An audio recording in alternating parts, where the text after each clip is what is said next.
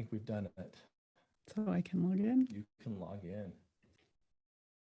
I'm going to stress the word think we've done it. Okay. Yeah.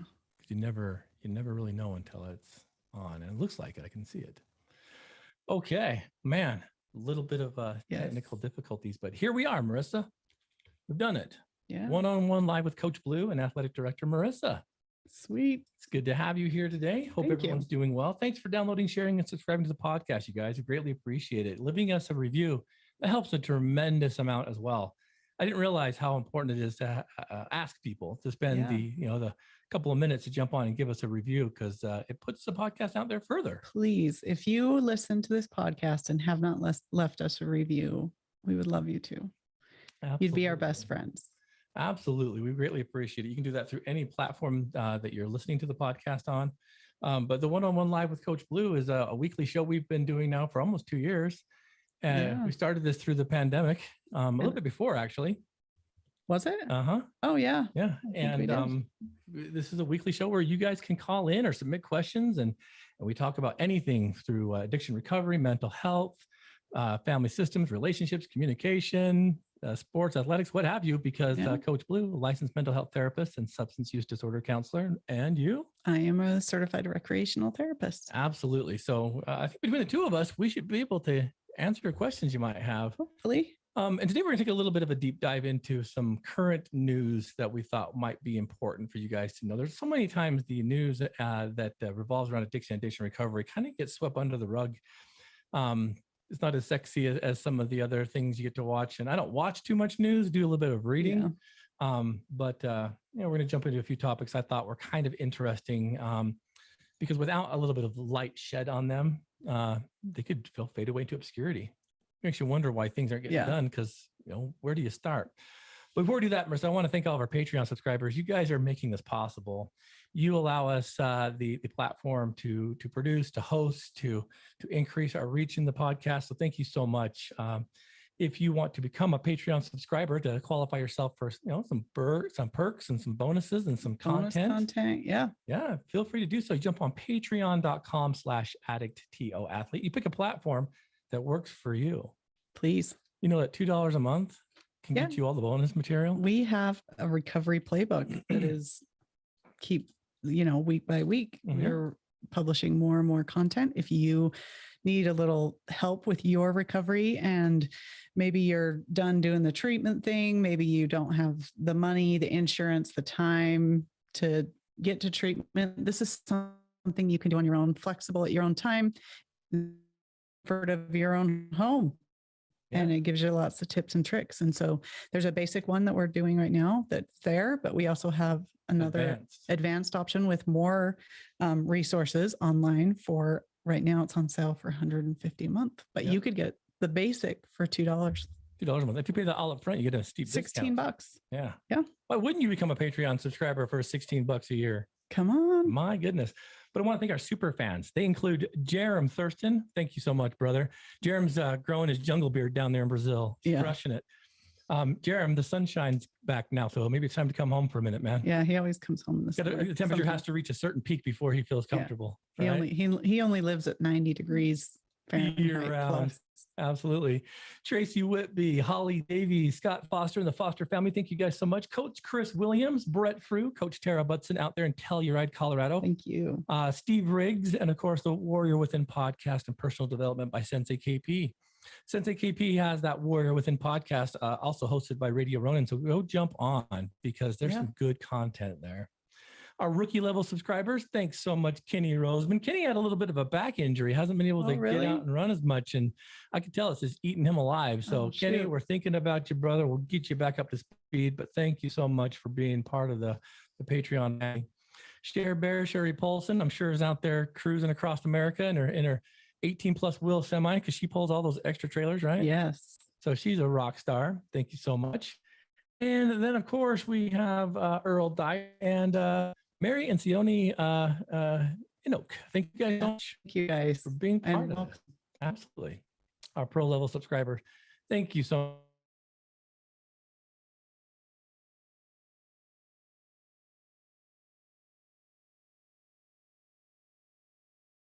and the Robinson family. Yes. Thank you. You The guys are Welsh's and awesome. Robinsons. You know, the Robinsons just did another half marathon, I believe, with Emma over the weekend. Yeah. With Matt Crandall. Matt Crandall was able to old push. friend of ours. A few of our other athletes were out there running that. So yeah, good job, you guys. So, yeah, St. Patrick's Day one. Absolutely. So you guys really, it's a blessing and very humbling to have this kind of support. And the more we get, the stronger this will be. And you guys definitely put the air underneath what we're doing here. So thank you so much. Thank you. We couldn't do it without you. So thanks. Patreon.com/addictTOathlete.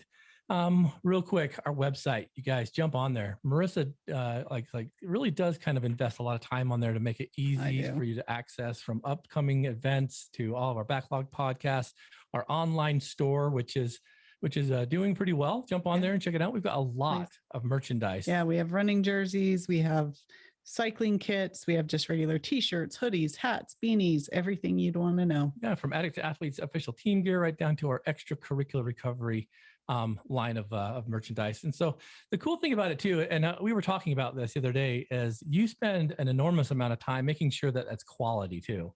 Yes. Like the shirts we have, they're not just the standard issue cotton tees. You know, now you have lots of people going viral on TikTok and whatever, and they're all of a sudden they just put out their merch. If you look at the descriptions, almost all of them are like 100% cotton. So and if you've ever worn 100% cotton, that's like old school wool now. Yeah. It's like scratchy. It feels like sandpaper.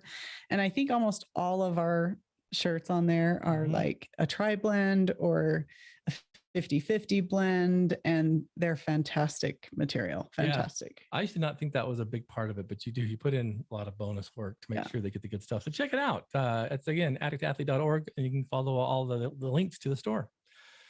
Okay, Marissa, anything you have that these listeners need to know before we dive into some of these topics? Let's see. I don't know. Stay tuned to all the social media outlets, right? Yep. I post everywhere. We also, I've updated our events calendar on our web, all future things for really big events for the rest of the year.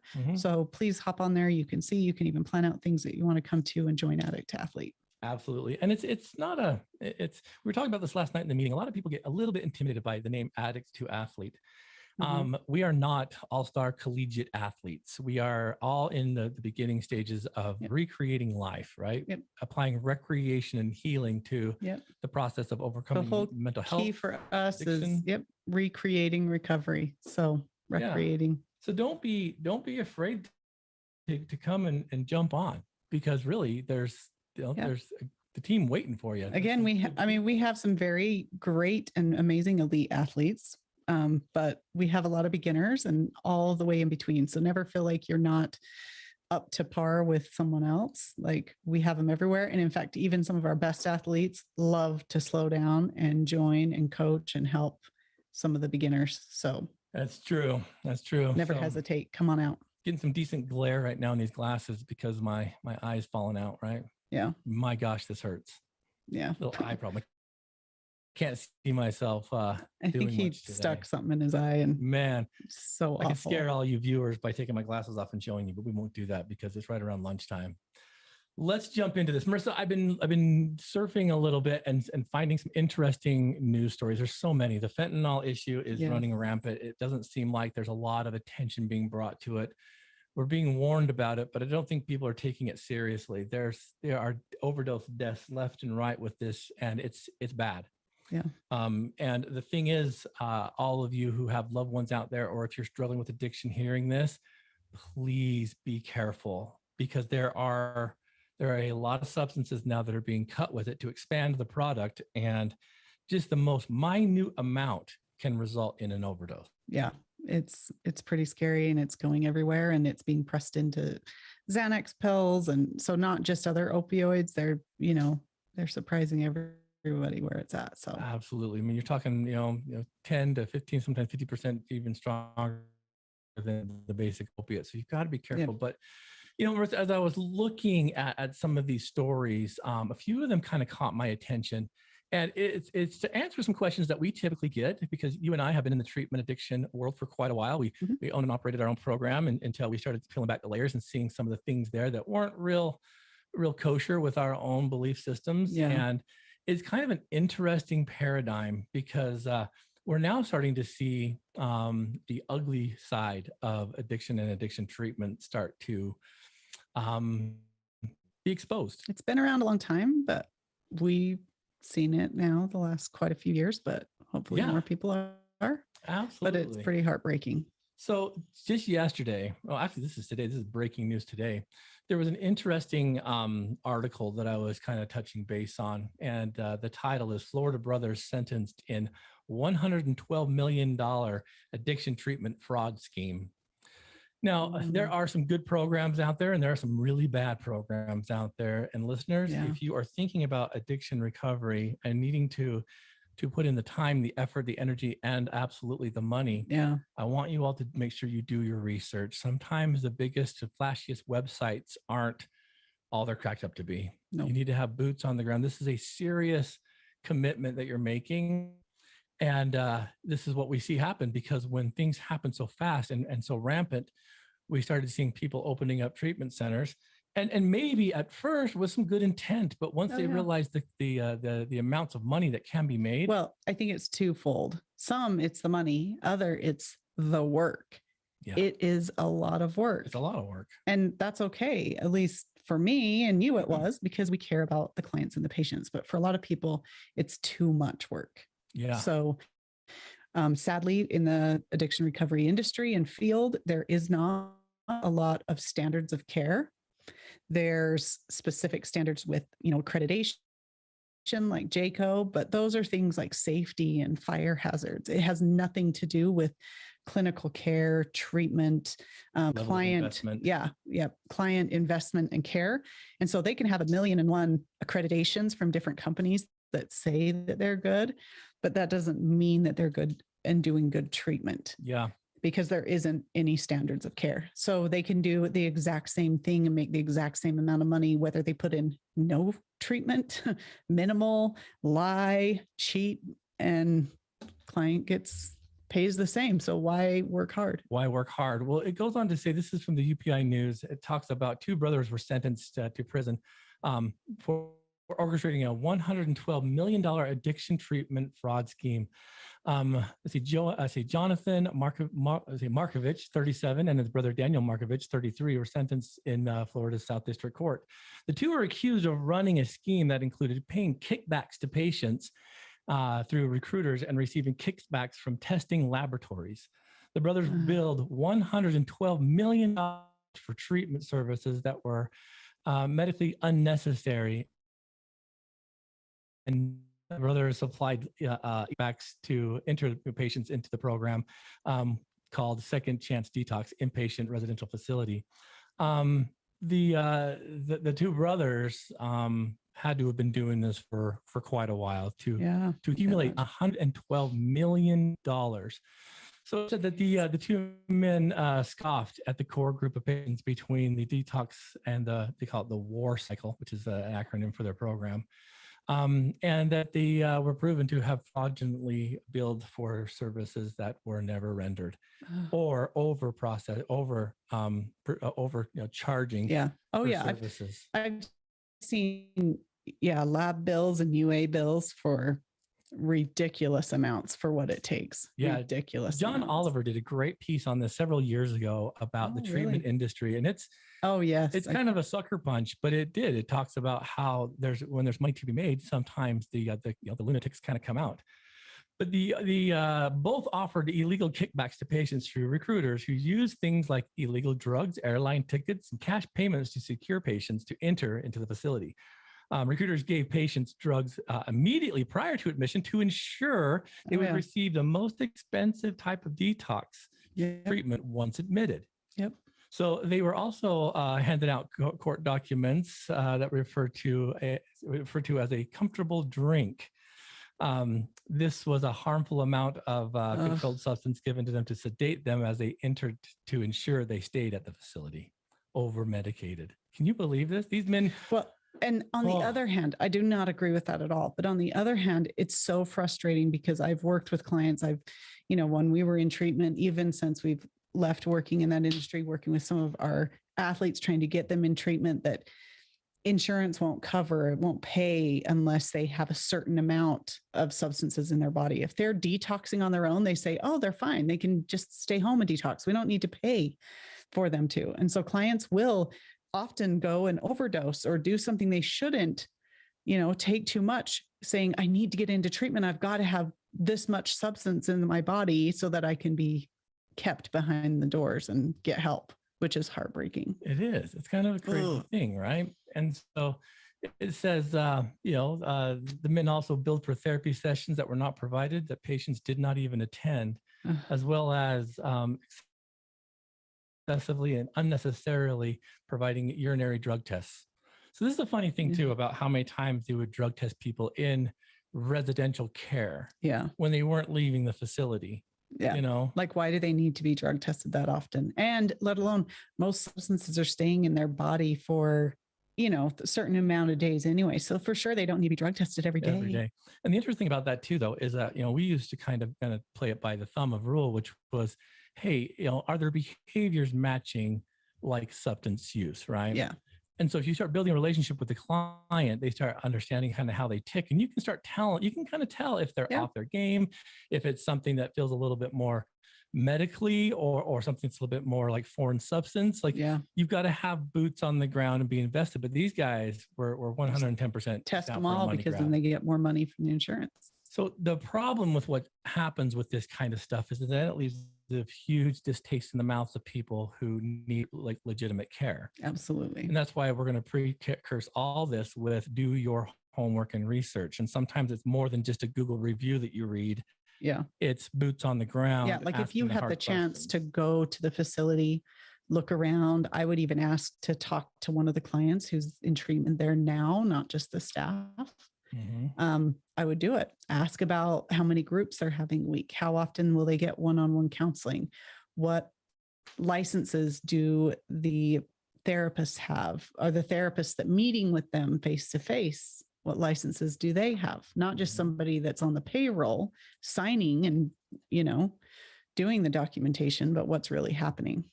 Yeah. So Jonathan, the older of the two, was handed a 188-month prison sentence, and his brother a 97-month prison sentence.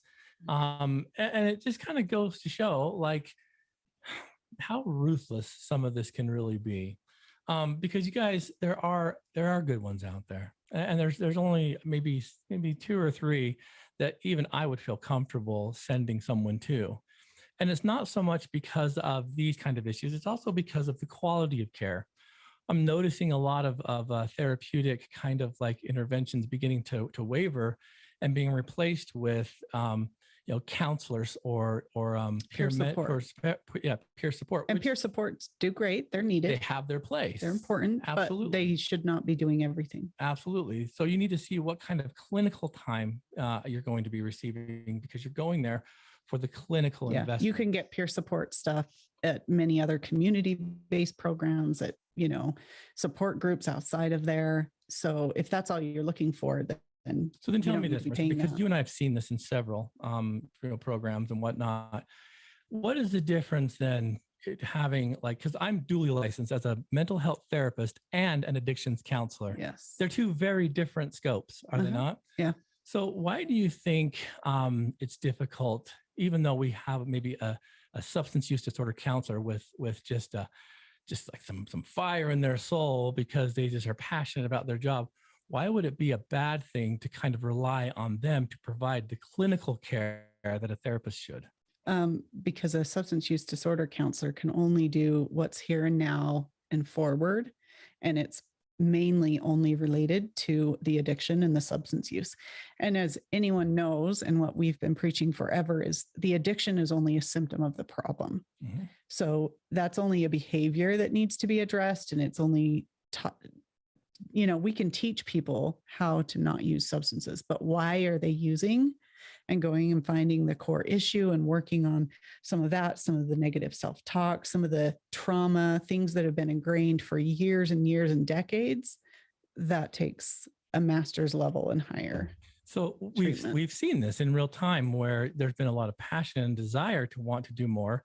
But what we saw was that the individuals would be great about exposing trauma, Mhm. but they wouldn't know what to do with it after. Yeah. And so that's why a master's degree or higher is so crucial when you're entering into a situation like this, because although there are amazing counselors out there, Yeah. counselors are amazing people, and they're kind of the backbone because they do a lot of the heavy lifting. Yep. Their scope of practice is only so far. Yeah. What we see is a lot of people practicing under the license of a clinical therapist and providing these kind of services. Yeah. And then, kind of like, cutting a few corners. And I know that it's so the clinician, the master's level is just signing off on notes and maybe meeting with that counselor once a week or every 2 weeks to just kind of review what's happening behind the closed doors, but they're not there with them, or they're not guiding, teaching, directing as they're doing it. Mm-hmm. And that's the same with group counseling, and group counseling can be so beneficial. There's so much that can happen where everyone can see different people's perspectives and share those ideas. And if that's all just being run by a peer support, that's not going to be as helpful in the long term as a clinician. Absolutely. So, and don't get me wrong, I understand it's expensive. And the problem about this too is for the ones that really are sticklers to some of the, I'm going to say the ethics and the rules therein, they end up kind of having to burn it at both ends, because it costs a lot of money to have, qualified staff, and to make sure that that services are provided and that their time allotments are being there. But it's not impossible. It can happen. Yeah. And it's the same thing with rec therapy. As a rec therapist, I've been doing rec therapy now since like 1998, a very long time. Wow. And in most of that time, I've always felt like I was like fighting to keep my job, because as a bachelor's level licensed, I'm state certified and nationally certified to do this. And I do a lot more clinical stuff and therapeutic interventions rather than just the recreation. They're kind of intertwined. So it cost more. I don't think I cost that much realistically. If you're talking about cost of living, I've never been paid that well. But a lot of administrators would look at the programming and think, well, I just need somebody that likes to do rock climbing and knows how to rollerblade and skate. Like they can do that. Somebody that's passionate about recreation. But there's a whole different piece about assessment and goals and treatment plans and clinical and being able to process the issues, not just take them to play. And so oftentimes, I got cut multiple times at different facilities because why? We could just hire an activity person, and it's the same thing. You get what you pay for when you invest in quality people. See, and that's the thing too, though, is I think in addiction recovery, the role of a recreational therapist is just as crucial as the substance use disorder counselor, if not more, because what happens when they go home? If you don't know how to recreate sober, if you don't have coping skills and stress relief, which is what recreation does, you'll relapse. And often addiction starts in that leisure time. It starts when people are recreating and having fun, and it ends up slowly just growing and engulfing their whole lives. And if you don't separate those two things, it's really hard for people to live sober and be able to recreate and do life if they've never learned how to separate those things and have them. So this is the concept of erase and replace that we kind of coined specifically with maybe a pathway, what Marissa's talking about. Let's say you have a kid who's got some video game addiction or issues, right? And we say that loosely because did you know that video game addiction and media that way is not a diagnosable diagnostic code right now. It's not even in the DSM. Yeah, there's a lot. It will be soon, I hope. But just like addiction isn't in the DSM. So when somebody says I'm an addict, no, you may have a substance use disorder. Yeah. But there's no. That's a whole nother podcast. Yeah, we'll start that. But that's the thing, right? Is if we're going to erase that, we have to replace it with something of greater value. And that means that there's going to have to be some extracurricular type activities experiencing. And if you can do that with purpose, that Marissa specializes in, then that's great. That's one reason why Addict to Athlete works so well, is because it's not so much the therapeutic investment, it's the being able to teach them how to play again, how to enjoy life, how to find hobbies and experiences, something to put their days leading toward weekends and experiences and stuff so that they can start having like Yeah. new family. And that's even care. just a portion of what I do as a rec therapist. There's all of the other parts that I do about, social skill development and problem solving and communication and anger management. And all of those things need to be worked on. And those can't fully be addressed all the time in a group counseling setting or just in, a treatment house, a rehab without a clinician, a rec therapist usually. So all you out there who are running some shady programs, be careful because they're coming. And so it's time to really shape it up. I mean, that's why we keep talking about it. I'll talk till I'm blue in the face. I need people to know and understand that there's other things out there and that you've got to be, well, mostly because people invest so much in their loved ones and treatment and rehab. It's a huge responsibility. Yeah. To just go anywhere. And obviously there's sometimes that just needs to happen. Mm-hmm. And people can change their life and make a huge impact by going anywhere. As we've seen, people find recovery in jail. They don't need anyone there to help them, and they stay recovered for years and decades in a lifetime. But if you really want to invest in doing what's best, find a good program. Absolutely. And so do your research. Feel free to contact us if you need any other like tips or some guidance on how to do that. Marissa, this next one's kind of interesting. This comes from Strat News. It says doctors and companies, they push to keep looser pandemic era rules for prescribing opiate addiction treatment via telemedicine. And what we looked at is during the pandemic, we all kind of stretched out of our comfort zones and we started streamlining some things that typically were, I think, established through tradition. Yep. And because of the pandemic, we opened up a few doors of of making things easy and more accessible to great success. Yeah. But now there's a push to get things back to the old way. And I don't think it's a good idea. I think old way will always be, it's the path of least resistance. It's what people know and understand. And if people can be seen in an office or in a clinic face-to-face, absolutely it will be helpful. Yeah. But there's so many people that need to have the ability to do it telehealth, whether it's, hey, I don't have anyone in my local community I trust or I like or I think is qualified enough. Yep. Well, guess what? I can travel across the country and see somebody on the computer that can give me quality care better than somebody in my community. Or I don't have the funds and resources to travel, or I don't have daycare. Yeah. How do I get to the doctor? I don't have time because I'm at work. So I'm so glad you brought that up, because that's the thing, right? Is everyone has a cell phone. Yep.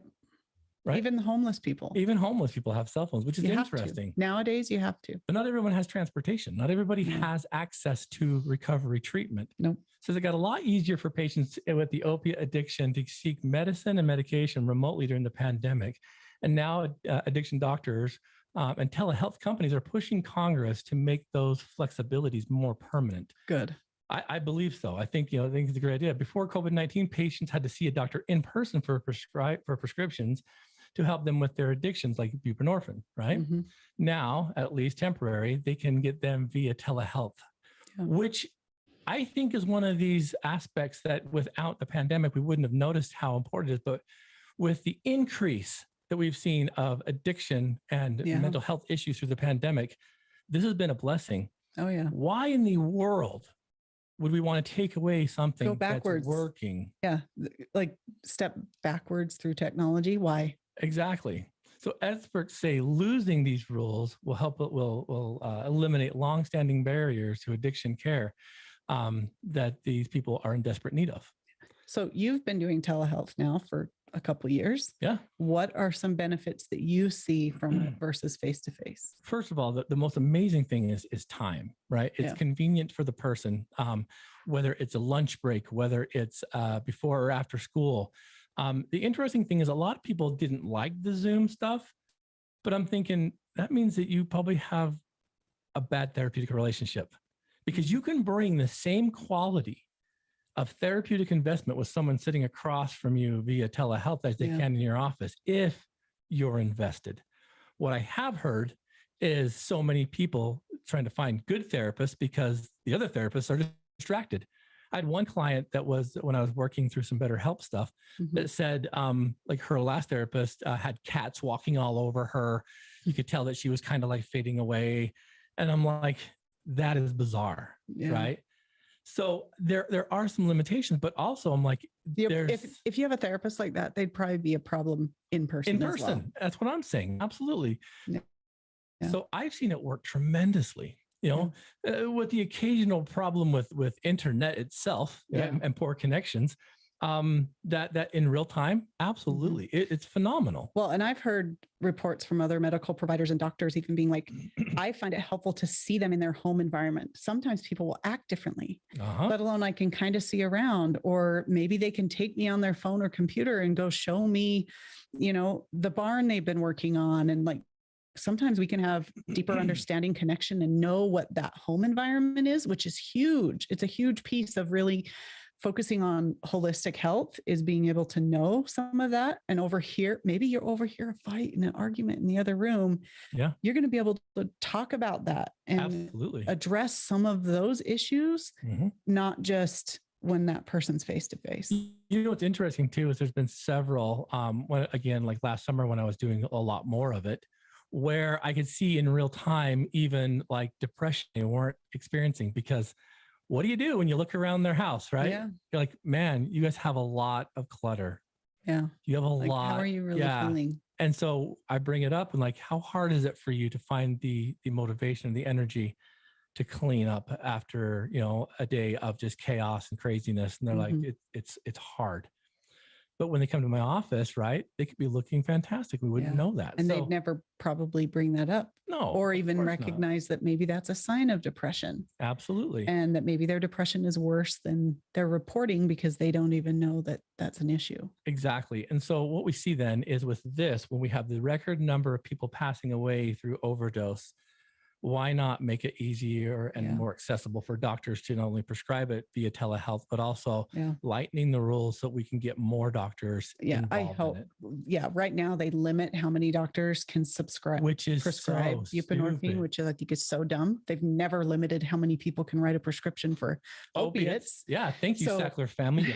Morons. So that limit needs to be cut. It needs to be cut dramatically. Anyone hearing this should be pissed. Yeah. That for over 3 decades, the Sackler family was pushing this OxyContin as if it was candy.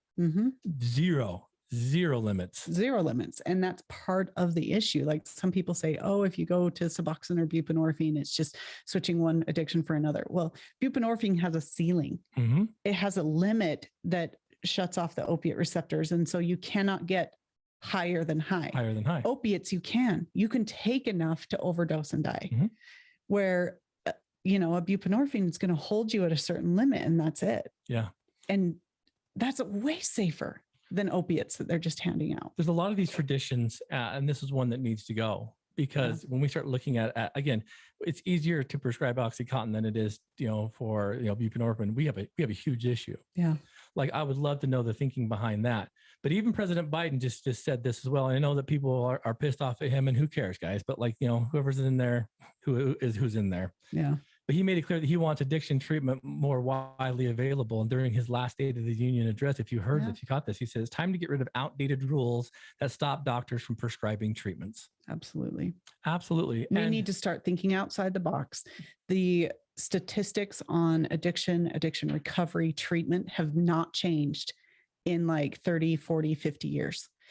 That means there's a problem. Absolutely. I don't know of any other treatment industry with cancer, with anything, with any other scientific background where improvement has had zero change, that people have just been okay with that. If that were the case in any other industry, they would be people would be marching up and down with pickets, and that needs to start happening with addiction treatment. It has not changed. The success rate has not changed. And yes, it's much different.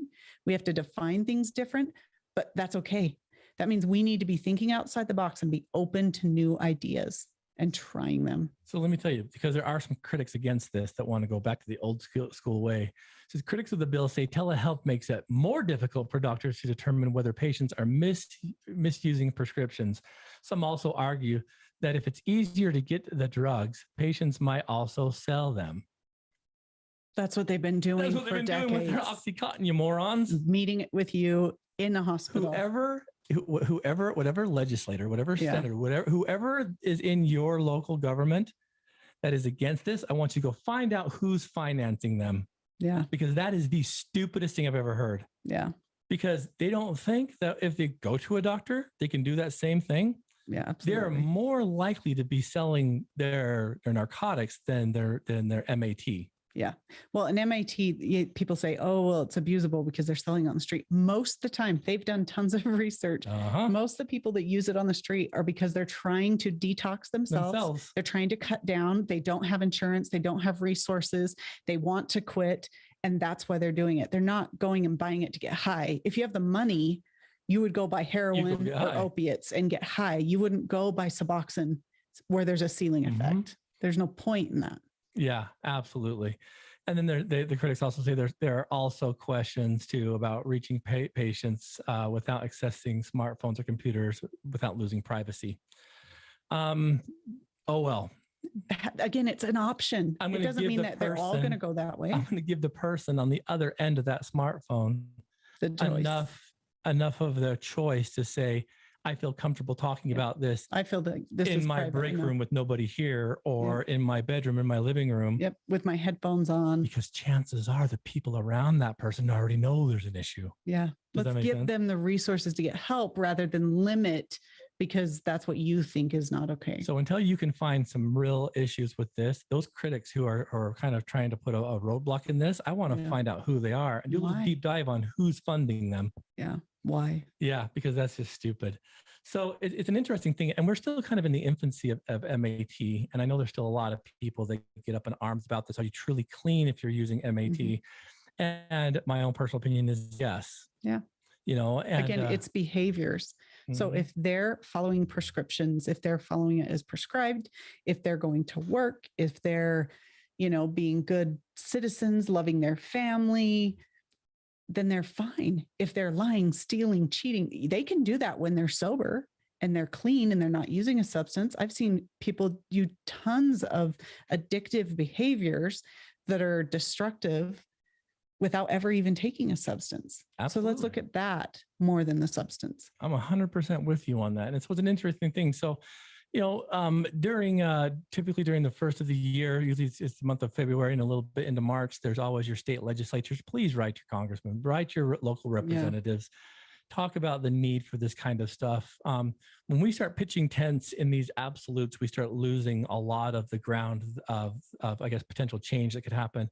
I was just recently on Facebook and I saw a post from somebody that's in the industry who was very up in arms that they would have the audacity to call addiction a disease and narrowed it down to a moral weakness. And you're a weak person if you call it a disease because you're not willing to do the hard work. I think he said something in terms of you're not ready to take care of your shit. And I'm like, you, sir, are an idiot. And I had a little bit more respect for you until I read this. Yeah. And we disagree on most of the reason of a disease, but to come out and say that, like, that's severe judgment. Think the disease of addiction is rare, but it absolutely exists. Does any addiction change the mind and how it works? Yeah. Do some people want to quit and just can't? Yes. So to tell them they're weak, that's not going to help. Because there are people and the reason why is because I've seen people, and more often than not, 99% of the people I've worked with, they're abusing the substance. Yeah. But then there's that 1%, or this is my own statistics here, that I would say have the disease. Yeah. And so if you try to plant your flag in either one of those, you end up, I think, like eating some humble pie, and it's stupid. Yeah. Because it really doesn't matter, but it's both. Yeah. And that old kind of mindset. So this last story I wanted to talk about, I thought was very interesting. We've talked a lot in past episodes about this overdose issue, the losing of how many, parents and providers, and the opiate orphans that are going to be gaining in age. These are the kids now around that you'll start seeing turning 17, 18, 19 now, right? Yeah. There's already some. There's already some that are out there. And so what happens when you have a child grow up without a primary caregiver because of addiction? This And new overdose study, death. Yeah. this new study talks about 1 in 4 children impacted by a parent addiction to drugs or alcohol run more of a risk to also become part of that addictive cycle. 1 in 4. That's a high. That is a lot. Yeah. So I peel back the layer on this too. And I think we've got to be very careful with also our, and I hate using this term, recreational substance use. As alcohol is already kind of a devastating substance in and of itself. We start adding more. Yeah, we start adding more to the mix, right? So marijuana, THC, marijuana, more accessible, not just for medical, but there's a lot of places now that use it recreational. Yeah. I think that's the dumbest thing. Recreational drug use, it just doesn't compute with me. Because not only are you now free to use the substance, but you're also got to remember what you're doing. Anytime you're intoxicated, you are not present for your family system. Yeah. And if that's a choice you want to make, to go right ahead. Yeah. I think people should have the choice. Absolutely. I don't like pushing that. But people need to be aware that, yes, if you're using it, let alone whatever you give somebody the choice to do like that, there's going to be a ton that cannot limit, that will become addicted, that bring on other dangers and intoxicated driving, intoxicated, parenting.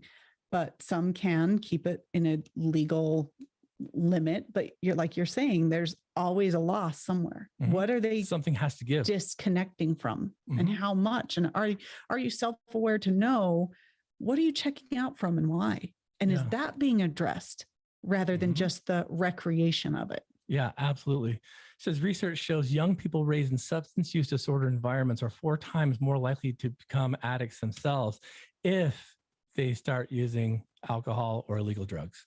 Well, that's a duh, right? I mean, it's a family system kind of like circle. It's generational issue.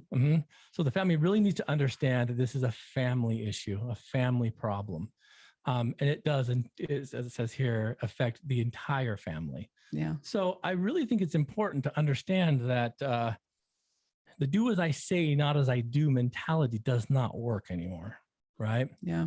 And so, I'm seriously not going to critique anyone's personal choices, but you have to understand that if you're doing that, you're distracting yourself from some pretty important moments. Yeah. You're going to run out of time with these kids, and none of them, I wouldn't want to wish this on any of my kids. Yeah. A substance use issue, a pornography issue, an eating disorder, all these kind of things. You have to understand these kids are sponges. They watch everything. And this is their childhood, right? Yeah. This is their childhood. And chances are, if you're using substances, you've bumped into some pretty heavy childhood yourself. Yeah. So are you going to continue this? Now, well, what does that mean? Dealing with life on life's terms. That's why the family approach to all of this recovery is so vitally important. Yeah. And so I thought that was interesting, simply because we don't think about it hurting anyone. We kind of look at it as, I'm going to say, a victimless crime. Yeah. That makes sense. But I'm an adult and I can make my own choices and this is okay. It's not a big deal. Attached to this story was also a link to another one that was kind of like, well, how in the crap did you guys get funding for this study? Because, well, duh. And it's people that are using recreational marijuana and or medical cannabis have a higher potential for substance abuse than previously interpreted or thought. No, duh. You didn't need a study for that. But absolutely. Okay. There are people that use it appropriate, but then there's also that potential to misuse. I've worked with a lot of people who have been prescribed THC that have abused it. Yep. Right. I told you about the time I was at a treatment center I was working at for a very small amount of time. And the doctor across the hall from my office was capable and able to prescribe THC. And one day I heard this girl and they were just like cheering. Like she was like, yeah, thank you so much. Oh my gosh. Yeah. And when I came out, I'm like, whoa, what was that? And one of the other counselors was like, oh, well, yeah, she just got her prescription to marijuana. And I'm like, what? That's kind of weird. I mean, I get it, but like no one's ever given me like maybe there's a problem. A medication, and I'm like doing backflips. Like, yeah. I'm like, there's a little bit of an issue there. Yeah. To each their own. Nonetheless, those are a few thoughts. I mean, some of these stories we talk about, what comes to mind with some of the stuff that you've kind of like heard in the news today? We have a lot of work to do, don't we? We do. We have education. We've got people need to personally do a lot of work, whether it's therapy, counseling, self-awareness on what are you doing? Why? What's the motivation behind it? Is it, assessing your life? Like, where am I missing? What can I do better? Well, you know what? I think anyone, let's start with the first story. You can find treatment and recovery under a rock if you're looking for it. Yep. So even the worst of the worst treatment centers, guys, if you're serious about it, you can find your recovery. Mm-hmm. Telehealth, MAT.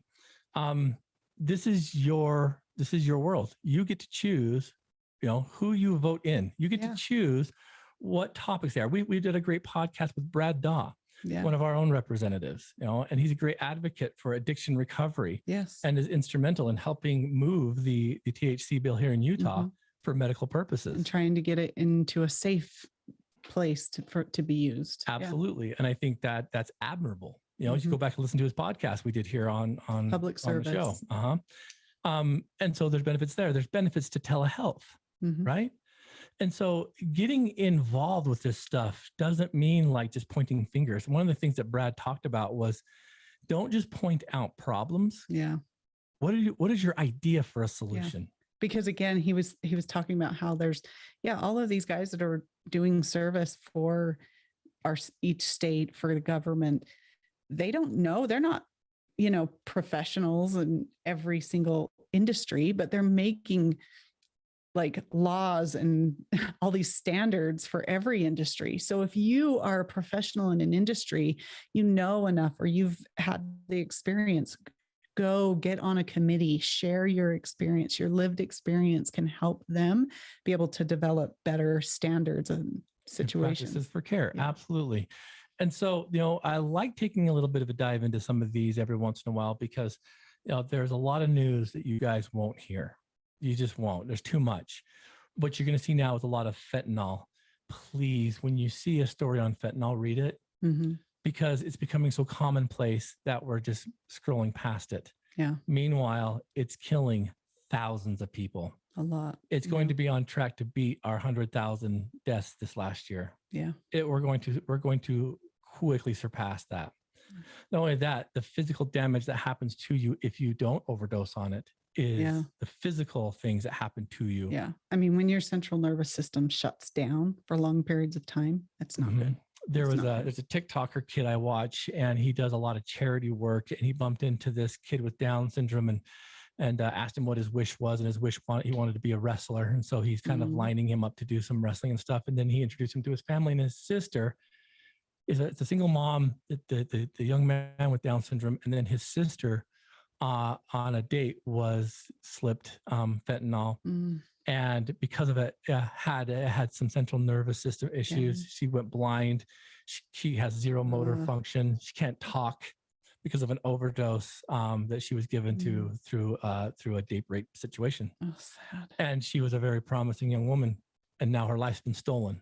Yeah. You guys out there, like if we would have addressed the fentanyl issue today, we would have probably about 1,000 stories today. Yeah. This is not a joke anymore. And, we talk about a lot. The troops aren't coming. We're the troops. And the Agents of Recovery have covered this a few different times. So go find some of those episodes. Absolutely. So I want to thank you all for joining us today. Marissa, any final thoughts? No. Keep track of our website, addict2athlete.org. It's going to be your go-to place. Yeah. A lot of things coming up, and spring is here, and we are thrilled. As we were talking about some of those qualifications, Addict to Athlete has its own sober coach program. Yep. If you want to be a recovery coach, sober coach, peer support training. We have a very in-depth training for you to become certified as an Addict to Athlete coach. Yep. Whether that's just to help others, help yourself and family, or to bring Addict to Athlete to your own community, hop on addictathlete.org, look at our personal training, and look at seeing if you can get certified. You get invested in there. It's a great way to give back. As a sober coach, you'll be trained to work in the here and now in the future to help motivate people to overcome addiction and turn that mess into a message. So check it out, addictathlete.org. Thank you so much, Radio Ronin, the Radio Ronin Network, for all that you do for us. It's awesome to hear these other podcasts. Go listen to Greg's Guide to New Music. It is awesome. Greg's got a good ear for music, and he puts it out every Friday. So go check it out. And then a lot of other podcasts on there, the Radio Ronin Network. Thank you all so much for all that you do for us. And until next time, athletes, please go turn that mess into a message.